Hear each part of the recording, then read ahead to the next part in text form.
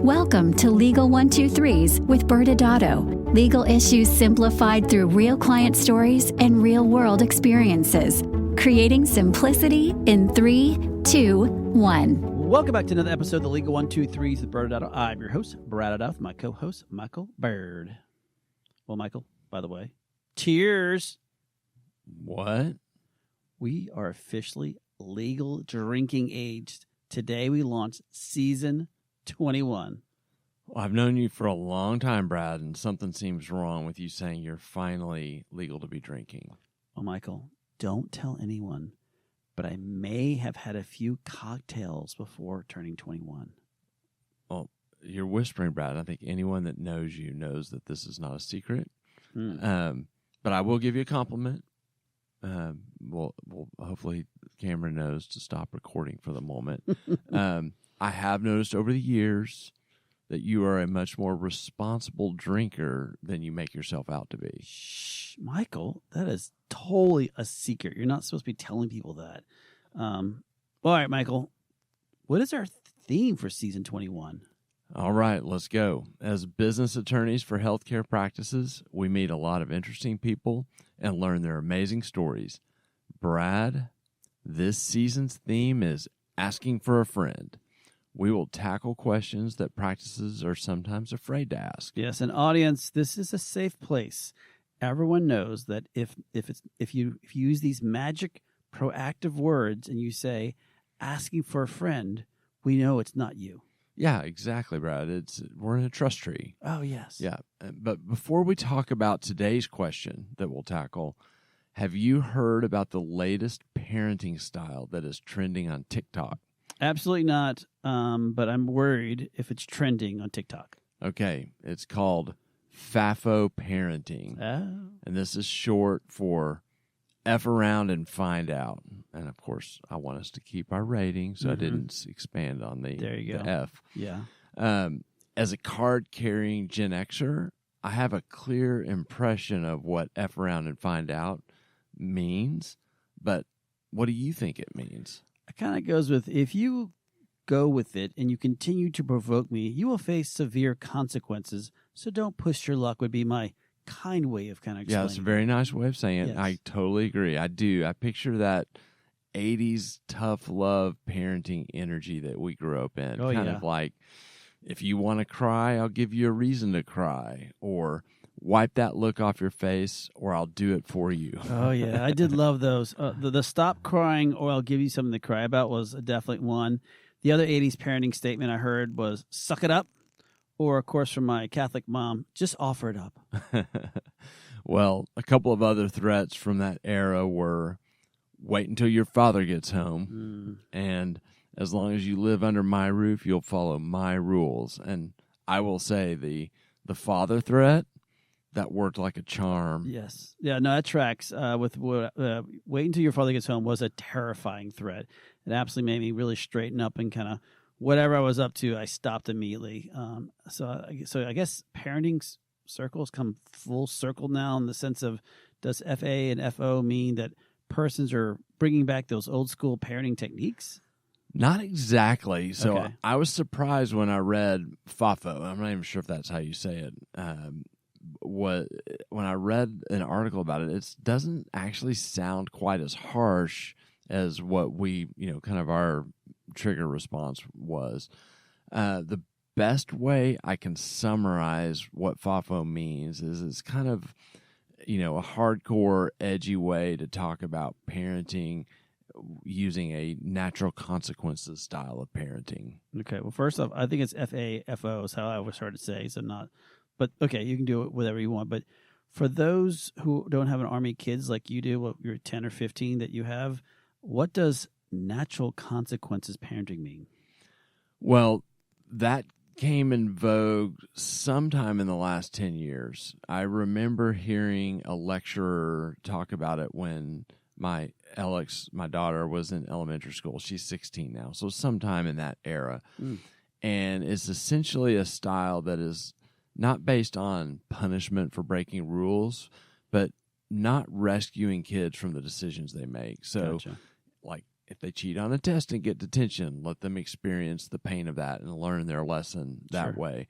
If they get in an argument with a friend, let them, suffer the consequences of that conflict and not intervene. Yeah, I guess I agree with the natural consequences of parenting. Teach your kids right from wrong, give them the tools to excel in life, but eventually they need to live with their decisions. So I read an article, and so I'm trusting you, Brad. Okay. That you're not speaking Brad, that it is actually FAFO. I believe it is. Okay. If I find out otherwise, then Maybe we can ask Cameron. Is there a ruling back there? Is it FAFO? Sounds about right. He says sounds about right. Okay. All right. FAFO it is. Well, I read the article on why this is the hot thing. Okay. So the article was not sure if this became a trending style because it's kind of an overcorrection from the burnout of gentle parenting, which has been the most recent in vogue style, or if it's just a branding term that they're using for survival mode. In other words, I'm too tired to be a parent, so let them figure it out. But I'm curious, Brad, how would you label your parenting style? I never really thought I had an actual style. I do like to give my kids tools to do well: faith, food, home, education. Having a stable home. Well, I'd say somewhat stable. I mean, you're there. Yeah, that's true. I do. They have the burden of carrying me as their father. Yeah. But I try not to helicopter them. But I'm sure if you, if we had asked our kids, that maybe Micah and I give our kids too much advice. How about you? It's a niche style. It's called awesome. Okay. I like that style. Yeah.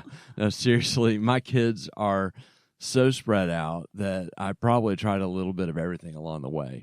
My oldest two kids, had the 27-year-old version of me as a dad when they were born. And so I'm sure they inherited some of the old school 80s ways that I learned on parenting. And then I'm sure I've evolved over the years. I have tried to stay away from being a helicopter parent and rescuing the kids. And I'm sure I've been guilty of it sometimes with my youngest because she's got the whole youngest child energy going. And so I don't feel as strong as I used to. Okay. I like what you said about your style because what I'm hearing, I'm a better parent than you. Even if my kids... Well, they won't acknowledge me in public, though. But otherwise, I'm pretty good. Yeah. Other than that, yes, you're the best. Yes. I think that's a perfect transition into our story. Are you ready to kick in? Let's go. Okay. All right. So we'll start our story with the question. Okay. Asking for a friend. So I'll even do it like this, Brad. Okay. Dear Michael and Brad. Okay. I'm asking for a friend. We've been struggling with employee turnover. Okay. We're trying to create an amazing culture at our workplace. We have great benefits and great work-life balance. However, we have lost a string of people in a short period of time. What can we do differently to improve on our employee retention? Well, that's pretty embarrassing for whoever's asking that question. There must be really something wrong with me. Clearly, whoever this person is, they're probably just bad people all around. Okay, Brad, slow your roll.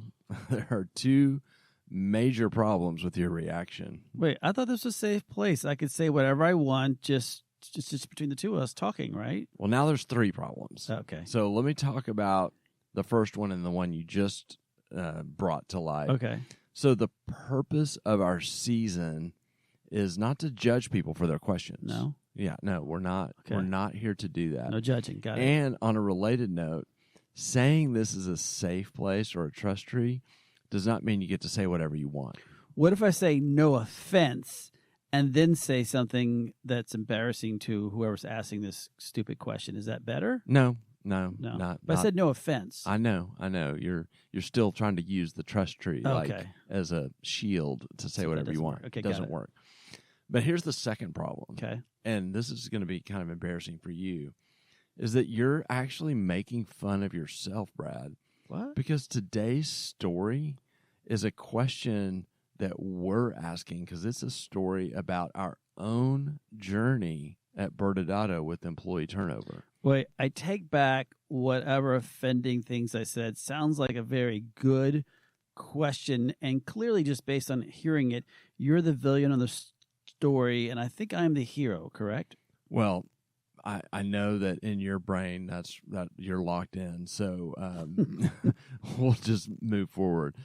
But the point of telling our story is to be vulnerable and recognize that running a business is hard, and hopefully set the table for the season. We're better served talking about common questions or problems rather than trying to put up a facade. Ooh, there you go with fancy words again. Let's keep it simple. I guess at this point we'll have no choice but to lean in and really share our story. Audience, please do not judge. And if you're going to judge, please judge Michael, not me. Okay. Well, before we talk about our turnover challenges, let's give some context. You know I love context. Yes, you do. Okay. I want to talk about how we lead in our parenting style, so to speak, with our team. I believe in the FA and FO leadership style. Well, that sounds funny, but I think you're using humor to avoid sharing, Brad. Oh, sorry. You got to be vulnerable. Oh, okay. Let me start. Okay, maybe that'll get you warmed up. All right, got it. Let me talk about our leadership style, and then you can jump in. So, right. As a starting point, our kind of focal point, our passion statement that centers, why we come to work every day is helping others succeed. Yeah. And so we try to keep that center to how we lead and how how we build the place that we show up to work every day. And so we've invested a ton of time in ourselves because clearly it's needed. Right. I mean, yeah, we left our own devices would probably go back to 80s parenting. Obviously. And so, we've even built kind of, a leadership framework, so to speak, of what guides us in how we show up with our team. And, kind of non-exclusive list is, we show up. Like we're going to be present. We're going to turn into hard stuff. We're going to share openly. And so, we're going to let our team see kind of, more than what's just right in front of them with their job. We're going to bring empathy to the table and more than anything, try to bring positive energy. Yep. All good tenets right there. And, to help foster their success, our team's success at the firm, we really decided to embrace education of our team, both on, you said, leadership skills and really on the trade skills. Trade skills, obviously, meaning how to practice law and work in a law firm, and leadership skills on how to equip all employees with the crucial skills of learning how to make better decisions as a leader and stronger, which helps in our minds help build stronger company culture, ultimately ensuring their long-term success. These leadership skills. We have these outside consultants that come in to invest time with our team on leadership development and training to really just improve the employees' engagement more than anything else. And obviously our deep core belief is that we will develop a pipeline of future leaders, more importantly, foster a more adaptable and resilient firm, which hopefully ultimately helps retain great leaders. Yeah, and we should start by acknowledging this, too. Professional services is a hard industry. Yep. And it can lead to burnout. It can lead to turnover. This is something that we share with our clients. Law firms and healthcare practices are professional services and have that same challenge.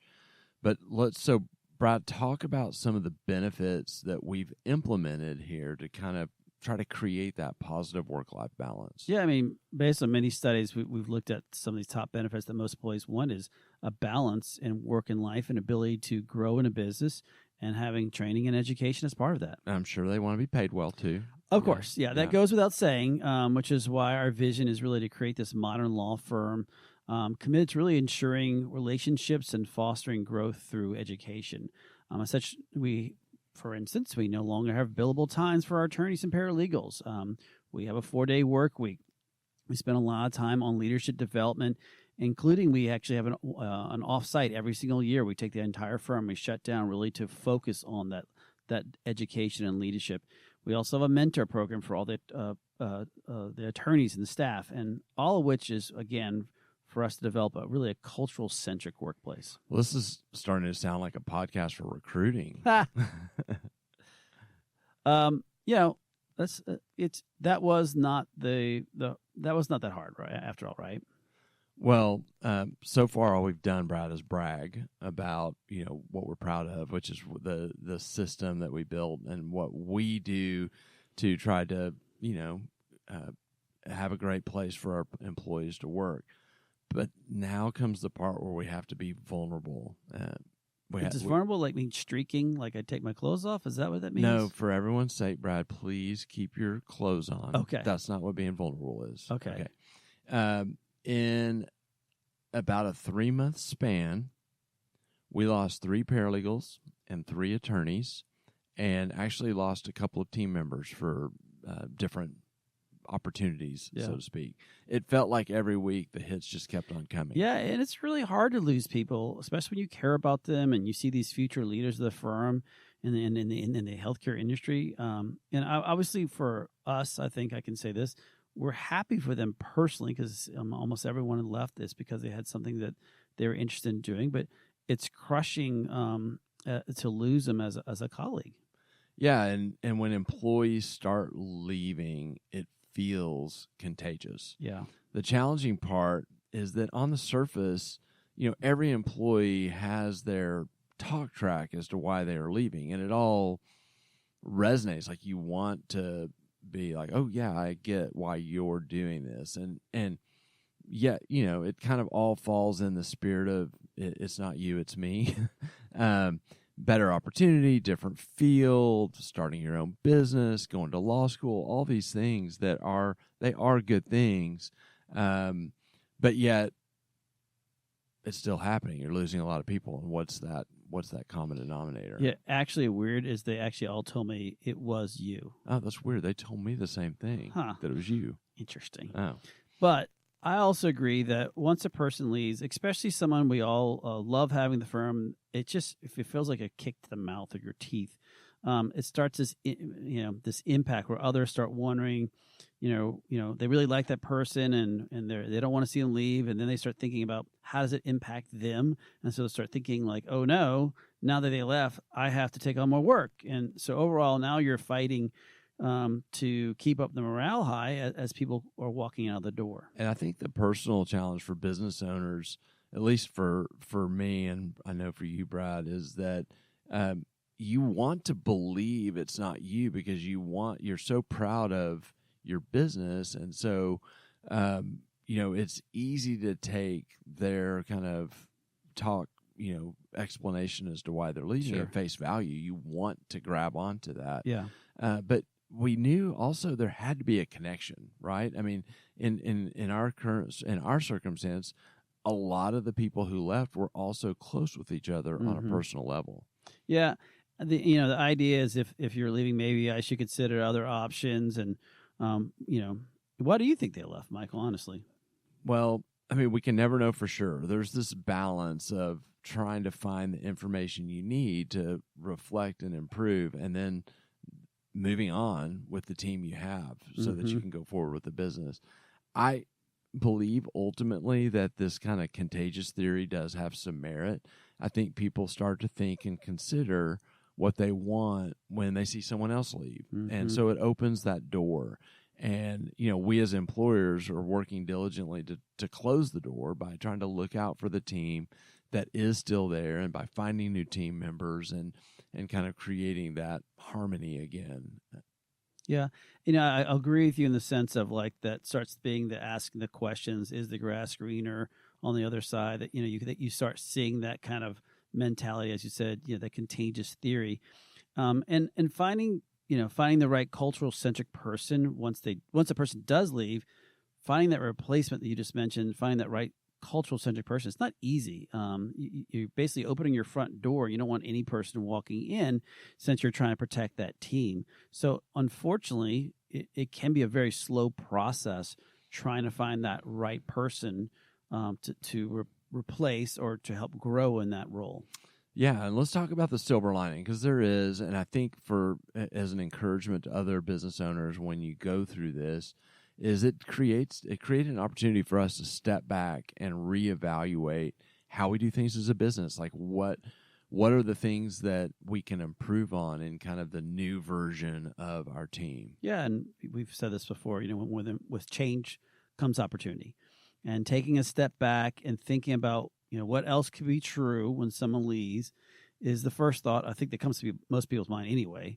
But as you have time to reflect, you have the opportunity to really confirm what type of business, in our case, law firm, would you like to work in? And how then, if once you discover that, do you change or do you renew the vows that you've already taken that this is actually a great place to be? And what benefits and additional tools can we provide to keep that cultural-centric workplace that we want to be in and we want our team to be a part of? You're not asking me to marry you, are you, Brad? Is this thing on? Okay. Oh, I heard vow, and I was like, okay, all right. Well, and moving on to, there's things like AI that we've gotten to really dive a little deeper into with this new, kind of fresh look. And though we were on a path towards implementing AI into our firm kind of as a tool, the change creates an even bigger environment to look at how else you can, kind of support your business. And, we have the opportunity to recast our vision or tweak it in a period where you're understaffed like this. Yeah, and, when you talk about AI, I'm always go back to Skynet and terrified of it. No, that was a different episode. But yeah, make no mistake, audience member, it is hard to navigate. We're not saying that this is an easy thing, but we have thankfully rehired all the positions that they did leave, and maybe jumping too far to the end, but and we're rebuilding these teams that with those losses, even with the utilization of additional technology. Yeah, no, it's easier to record this episode now than it would have been 3 months ago. Yes.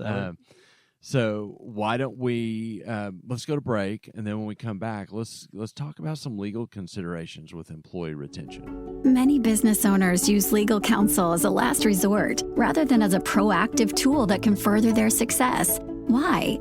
For most, it's the fear of unknown legal costs. ByrdAdatto's Access Plus program makes it possible for you to get the ongoing legal assistance you need for one predictable monthly fee. That gives you unlimited phone and email access to the legal team, so you can receive feedback on legal concerns as they arise. Access Plus, a smarter, simpler way to access legal services. Find out more. Visit ByrdAdatto.com today. Welcome back to Legal 123s with ByrdAdatto. I'm your host, ByrdAdatto, with my co-host, Michael Byrd. Now, Michael, as we all know, we're in season 21, and therefore we're drinking.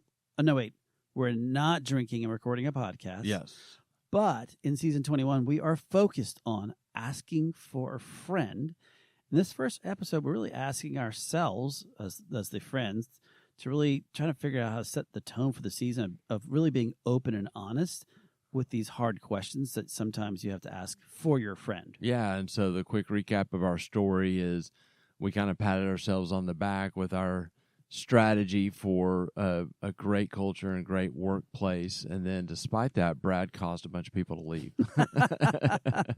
I don't remember that first part of the podcast going the same way. But so we're really just talked about that impact of doing our best, and yet turnover is going to happen. We're dealing with people that may not have the same vision as you, and that Pandora's box gets open, and there's some just energy that we speculate causes others to consider. And so we really spent the first part of this, just telling that story. And I think really, let's move to talking about strategies that people can employ in their business. Yeah, and we've talked about this in other shows, but there's typically the approaches that you can have is you're looking at it from the carrot or the stick approach on how you retain employees. And obviously, since everyone knows you're the mean one, Michael, I'll let you talk about the stick approach first, and then I'll come in as the kind, caring individual with most empathy to talk about the carrot approach. Oh, nice. So the idea with the stick approach is you're recruiting employees, and how do you create barriers to them leaving? Right. And so if they do wonder, there's an obstacle to actually doing something, and so hopefully that makes them close their own door and stay. And so, the one that's most popular is restrictive covenants. That includes a lot of things. Non-competes is what people think of, and there's a lot happening around the country with non-competes. It's very state specific. We've done an episode talking about several episodes talking about that. Yeah, and just to add into that could be trade secrets, that could be confidentiality stuff. So I mean, there's lots of things. Well, that's what I was going to say is that there's other restrictive covenants besides non-competes. There's non-solicitation, and as you said, there's other things that would make it hard for you to leave if you were going to do so. And these are kind of, again, a stick. The other thing you can have is financial related barriers. So maybe that you don't get your bonus if you leave. You have to be actually employed on the day bonuses are paid to be able to earn your bonus. Or some businesses will implement profit sharing plans or stock options or ownership that goes away if you're not still with the company. Again, some companies that invest heavy in training will require reimbursement if someone leaves, and then oftentimes you'll see PTO being lost if someone were to leave. Again, these you made me be the mean one, but these are all strategies to deal with what are things that's going to make someone pause if they're considering their options, because it would cause a little bit of it or a lot of a sacrifice to do so. Yeah. So carrot, first thing obviously is always pay them an obscene amount of money. Yeah. That's easy one. We talked about this already. Building a great culture, being real protective of that great culture, and making sure that you're hiring slow and firing fast to protect that great culture, because that's a carrot for people who want to be there. So what are the things that you can add to a culturally centric workplace? How about a 4-day work week? Some people love that, or as some people are still doing, ability to work from home. You mentioned PTO. The opposite of that, having robust PTO, meaning that you have a lot of time to take time off. I mean, obviously some places that have months off if they needed to. Of course, if I join your organization, what's the career path? How can I advance? What are the leadership skills that you're looking for, that I have opportunities to grow inside of your own place? So career advancement, obviously. Is this a kind of organization that I eventually can have ownership in, whether or not it's ownership in the sense of direct ownership or participation in that ownership, but with profit sharing? And then, of course, finally, other bonuses. You mentioned bonuses, but again, incentive compensation where you have certain kickers that come in. All these are great carrots. Yeah, these strategies are not perfect, and none of them in of themselves will prevent someone from leaving, because people may have any number of reasons why they want to leave. But you're hoping to have enough of these in place, again, that someone pauses and that they just don't go down that path of considering where else they might want to work. And Michael, pretty quickly, if you can, talk about practical ways an owner can actually create the carrot and or stick. Yeah, it's important to recognize first and foremost that you can't just verbally decide, okay, I'm going to put this stick in place, or even incentives. And so a lot of times you need them in writing in some form of documentation, whether it's an employment agreement, your employee handbook, and then for some you might need these defined benefit plans or ERISA plans, your ownership documents. It all depends on which stick or carrot we're talking about. They have the right place to be memorialized so that it actually has a protective measure to it. Yeah. And I think, real quick for final thoughts from my perspective, Michael, is just letting, feel free to think about which one works best in your mind.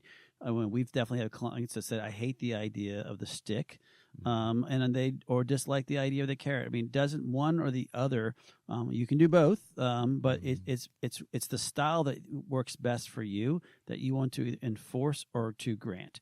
But, Michael, that's almost all the time we have. What's your final thoughts? Well, you, as a business owner, don't want to be guilty of the FA and FO, where you don't pay attention to how you're going to lead your team and what your strategy is going to be for retention, because I think what you'll find out is that it'll even be more painful than the inevitable attrition that's just going to happen with any business. Fair points. Well, guess what, audience members? Next Wednesday, we are back as we continue down this journey, and we're asking for a friend, and we're actually bringing on our friend. Audrey Neff is coming in, and she's going to join us as we ask the question, everything you were ever afraid to ask about marketing. Thanks again for joining us today. And remember, if you like this episode, please subscribe. Make sure to give us a 5-star rating and share with your friends. You can also sign up for the ByrdAdatto newsletter by going to our website at ByrdAdatto.com. ByrdAdatto is providing this podcast as a public service. This podcast is for educational purposes only. This podcast does not constitute legal advice, nor does it establish an attorney-client relationship. Reference to any specific product or entity does not constitute an endorsement or recommendation by ByrdAdatto. The views expressed by guests are their own, and their appearance on the program does not imply an endorsement of them or any entity they represent. Please consult with an attorney on your legal issues.